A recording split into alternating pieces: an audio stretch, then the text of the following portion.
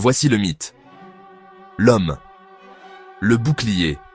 Steve Rogers n'a pas commencé comme un super-héros, gamin qui ne pouvait même pas passer l'examen physique. Brooklyn. Année 1940. Il est petit, chétif, sous-estimé. Mais il a une colonne vertébrale en acier. Il tient tête au brut. Il ne reculera jamais.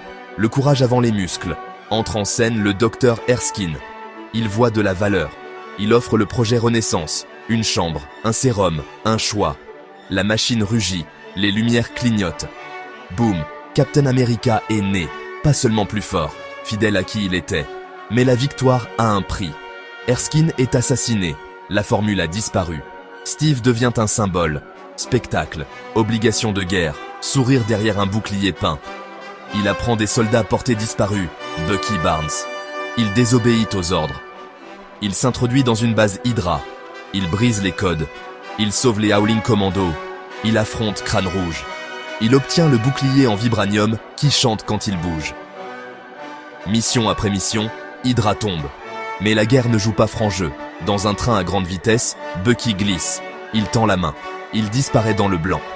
Steve continue. Plus lourd mais plus dur. Il poursuit Crâne Rouge et le Tesseract. Un dernier vol.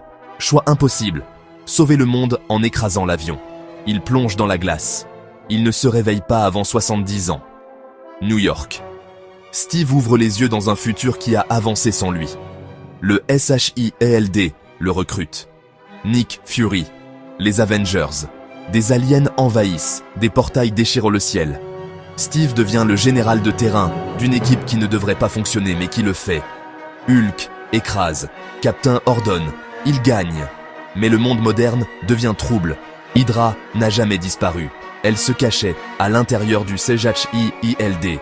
Steve démantèle le projet Insight. Il affronte un fantôme aux bras métalliques, le soldat de l'hiver, Bucky vivant et brisé. La loyauté l'emporte sur les ordres. Puis vient la guerre civile. Surveillance, accord, ligne dans le sable.